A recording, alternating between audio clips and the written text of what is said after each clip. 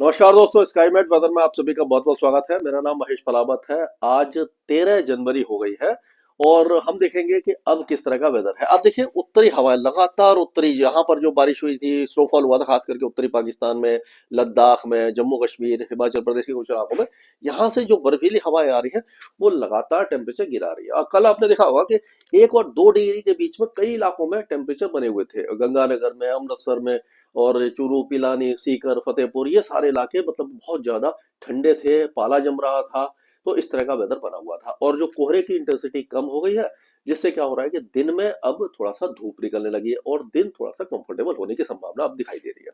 तो ये इस तरह का वेदर रहेगा। वेस्टर्न डिस्टर्बेंस आप देखिए, ये जो है वेस्टर्न डिस्टर्बेंस, वो 15 की रात या 16 तारीख को, यानी 15 से 16 तारीख के बीच में ये पहाड़ों पर आ जाएगा। और 16 और 17 जनवरी को ये काफी अच्छा वेदर देगा पहाड़ों के ऊपर। और एक साइक्लोनिक सर्कुलेशन ये बांग्लादेश के ऊपर है, इसका कोई खास असर हमें दिखाई नहीं दे रहा है। तो आगे चलते हैं। तो आज की अगर हम बात करें तो आप देखिए, पहाड़ों पर तो कुछ भी नहीं है, पूरी तरह से पहाड़ सूखे पड़े हैं। और जो बारिश की गतिविधियां थी तमिलनाडु वगैरह में, वो भी अब धीरे धीरे कम होने लग जाएंगी। तो आप देखिए, पहाड़ पूरी तरह सूखे पड़े हैं और हवाएं जो है वो उत्तर दिशा से, उत्तर पश्चिमी दिशा से पूरे गंगा के मैदानी क्षेत्रों में, पश्चिम बंगाल, उड़ीसा, मध्य प्रदेश, छत्तीसगढ़, यहाँ तक कि तेलंगाना और उत्तरी आंध्र प्रदेश तक तापमान को गिराएंगी।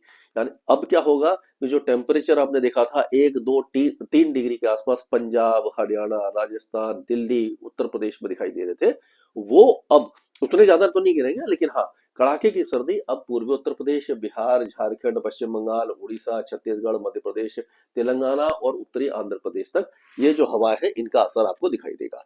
एक एंटी साइक्लोन जैसा बना हुआ है यहाँ पर, ये तेलंगाना के आसपास। तो क्या है कि हवाएं यहाँ से घूम रही है, इधर से भी हवाएं आ रही है, जो उत्तरी आई है यहाँ से आ रही है। तो यहाँ पर कॉन्फ्लुएंस जोन जो बन रहा है, उसके कारण महाराष्ट्र में और कर्नाटक के इलाकों में बारिश होगी, तमिलनाडु बारिश कम हो जाएगी आज। और कल भी मध्य महाराष्ट्र में बारिश की संभावना बनती दिखाई दे रही है, तमिलनाडु वगैरह में बहुत ज्यादा कम हो जाएगी। उत्तरी हवा लगातार चलेंगी, आप देखिए, तेज हो जाएंगी और स्पीड तेज हो जाएगी। यानी कि दिन में जब धूप निकलेगी उसके बाद भी सर्द हवाएं परेशान करेंगी। यानी कि दिन और रात के टेम्परेचर अभी भी सामान्य से कुछ कम बने रहने की संभावना दिखाई दे रही है। तो ये इस तरह का वेदर है। ये 13 का देख लिया हमने, 14 का देख लिया, 15 को ये वेस्टर्न डिस्टर्बेंस जो है वो अप्रोच करने लग जाएगा। यानी ये जो वेस्टर्न डिस्टर्बेंस आप देख रहे हैं यहाँ पर, ये वेस्टर्न डिस्टर्बेंस है, ये आएगा यहाँ पर। और ये 16 को, आप कह सकते हो कि 16 तारीख को ये वेस्टर्न डिस्टर्बेंस यहाँ पर पहुंच गया और 17 तारीख तक बारिश और स्नोफॉल ये यहाँ पर देगा। तो आप देखिए, ये जो इलाके हैं, अफगानिस्तान, कजाकिस्तान, ये सारे इलाके हैं, उत्तरी पाकिस्तान, यहाँ से लेकर के जम्मू कश्मीर, गिलगित बाल्टिस्तान, मुजफ्फराबाद, लद्दाख और ये हिमाचल के ऊंचे पहाड़ों पर ये स्नोफॉल दे सकता है, धौलाधार हिल तक। तो इस तरह का वेदर रहने की संभावना दिखाई दे रही है। अगर हम जम्मू कश्मीर की बात करें तो आज जम्मू कश्मीर में मौसम साफ हो जाएगा। कल ऊंचे जो पहाड़ थे वहां बहुत हल्की बारिश वगैरह हुई थी। अब यहाँ पर जो अगला वेस्टर्न डिस्टर्बेंस 15 तारीख की रात से जब अप्रोच करेगा, तो हम देखेंगे गिलगिट बाल्टिस्तान, मुजफ्फराबाद, लद्दाख यहाँ पर। और 16 और 17 तारीख को जो बारिश की गतिविधियां हैं, स्नोफॉल है, वो एक बार फिर से श्रीनगर, गुलमर्ग, सोनमर्ग, ये जो इलाके हैं यहाँ पर आपको दिखाई दे जाएगा। तो अगर आप प्लानिंग कर रहे हैं तो आप 16 तारीख और 17 तारीख का प्लान कर लीजिए, वहां पर आपको लाइव स्नोफॉल दिखाई दे जाएगा पहाड़ों पर। अगर हम हिमाचल की बात करें तो हिमाचल प्रदेश में भी जो लाहौल स्पीति है, चंबा है, ये जो इलाके हैं, कांगड़ा और कुल्लू के जो ऊंचे पहाड़ हैं, यहाँ पर भी स्नोफॉल की संभावना बनती दिखाई दे रही है। लेकिन ये 16-17 तारीख की। लेकिन शिमला में, कुफरी और उसके आसपास के इलाकों में अभी भी आपको स्नोफॉल, लाइव स्नोफॉल नहीं दिखाई देगा। हाँ, आप शिमला जाते हैं तो ऊंचे पहाड़ों पर आपको स्नोफॉल दिखाई दे जाएगा। लेकिन हमीरपुर है, ऊना, बिलासपुर, सोलन, सिमोर, ये शिमला, किन्नौर, ये सारे इलाके ऑलमोस्ट शुष्क रहेंगे, बारिश वगैरह थोड़ी बहुत हो सकती है, लेकिन धौलाधार हिल्स जो है वहां पर आपको स्नोफॉल अच्छा दिख जाएगा। अब यहाँ पर अगर हम देखें तो बद्रीनाथ, केदारनाथ, ये गंगोत्री, ये सारे इलाके अभी भी उत्तराखंड के सूखे पड़े हुए हैं, यहाँ पर धूल उड़ रही है। और इस बार आश्चर्य की बात यह है कि केदारनाथ में अभी तक स्नोफॉल नहीं हुआ है, हालांकि सर्दी बहुत ज्यादा कड़ाके की वहां पर हो रही है। अभी भी ये जो वेस्टर्न डिस्टर्बेंस है वो उत्तराखंड में स्नोफॉल नहीं दे पाएगा, लेकिन कुछ इलाकों में ऊंचे पहाड़ों पर हल्की बारिश की गतिविधियां ही दे सकता है। लेकिन जो निचले इलाके हैं, जैसे कि देहरादून है, मसूरी है, हरिद्वार है, गढ़वाल, अल्मोड़ा, नैनीताल, उधम सिंह नगर, चंपावत, बागेश्वर, ये सारे इलाके सूखे ही रहेंगे, यहाँ पर बारिश की भी संभावना हमें दिखाई नहीं दे रही है। अब पंजाब की बात कर लेते हैं। तो पंजाब में आपने देखा, अमृतसर वगैरह में आपने देखा टेम्परेचर बिल्कुल ही नीचे आ गए हैं, 1 डिग्री के आसपास, 1 डिग्री के आसपास है। तो यहाँ पर 1-2 दिनों में टेम्परेचर थोड़े बहुत बढ़ेंगे। और जो कोहरे की जो इंटेंसिटी थी, यानी दिन में धूप नहीं निकल रही थी, अब धूप निकलना शुरू हो जाएगी। लेकिन उसके साथ साथ यहाँ पर जो ठंडी हवा है उत्तर से जो चल रही है, वो लगातार सर्दी का एहसास कराती रहेंगी। हरियाणा और दिल्ली में भी अब 2 दिन के बाद टेम्परेचर बढ़ना शुरू हो जाएंगे। थोड़ी बहुत बढ़ोतरी हो सकती है अभी, लेकिन अभी कोल्ड वेव जैसी कंडीशन अभी भी यहाँ पर बनी रहेंगे। और कई इलाकों में, खुले इलाकों में अभी भी पाला गिरने की संभावना है। पाला गिरना मतलब जो ओस जम जाती है जमीन पर, बर्फ की चादर जैसी लेयर जैसी बन जाती है, उसको पाला कहते हैं। फसलों को काफी ज्यादा इससे नुकसान होता है। तो ये इस तरह का वेदर यहाँ पर रहेगा। अभी सर्दी से यहाँ पर राहत आपको नहीं मिलेगी।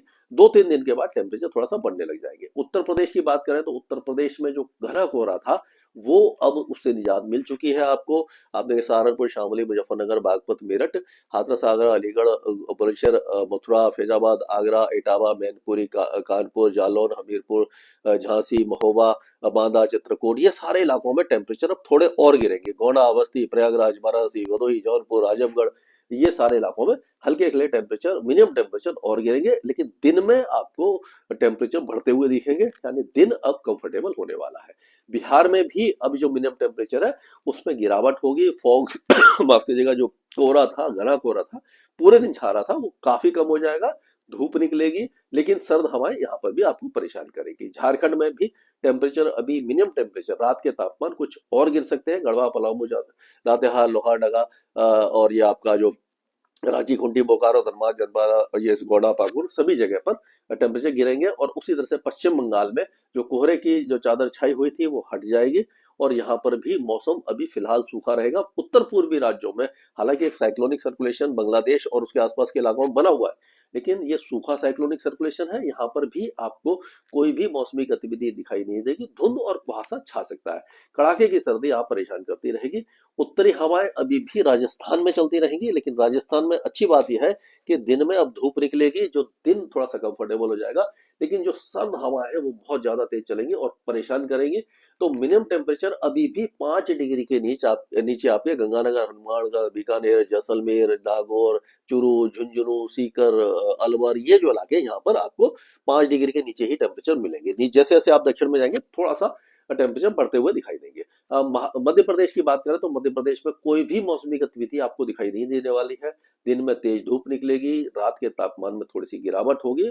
और मध्य प्रदेश के ज्यादा इलाके, ग्वालियर संभाग से लेकर के शिवपुर, शिवपुरी, शाजापुर, गुना, अशोकनगर, नीमच, मंदसौर, रतलाम, उज्जैन, इंदौर, भोपाल, देवास, होशंगाबाद, सिवनी, ये सारे इलाकों में कड़ाके की सर्दी अभी आपको परेशान करेगी। छत्तीसगढ़ में भी मिनिमम टेम्परेचर आपके ऊपर कोरिया, सूरजपुर, बलरामपुर से लेकर के कोरबा, बिलासपुर, मुंगेली, बेमतारा, दुर्ग, राजनांदगांव और बस्तर तक गिरते हुए दिखाई देंगे। दिन में जो कोहरा था वो कम हो जाएगा। उड़ीसा में भी टेम्परेचर, जो मिनिमम टेम्परेचर है, थोड़े गिरेंगे और मैक्सिमम टेम्परेचर थोड़े से बढ़ सकते हैं। यहाँ पर आप देखेंगे जरसगुड़ा, सुंदरगढ़, संबलपुर, बारागढ़, सुमनपुर, बौद्ध, अंगुल, केजोनगढ़, मयूरभंज, बालासोर, भद्रक, देखनाल, कटक, केंद्रपाड़ा, जगतसिंहपुर, पुरी, गंजम, रायगढ़, कोरापुट, सभी इलाकों में थोड़े से टेम्परेचर गिर सकते हैं। गुजरात में जो कड़ाके की सर्दी फिर से शुरू हो गई है, यानी उत्तरी हवाएं यहाँ पर परेशान करेंगी और यहाँ पर मिनिमम टेम्परेचर में फिर से गिरावट की संभावना दिखाई दे रही है। यानी कड़ाके की सर्दी अभी आपका पीछा नहीं छोड़ने वाली है।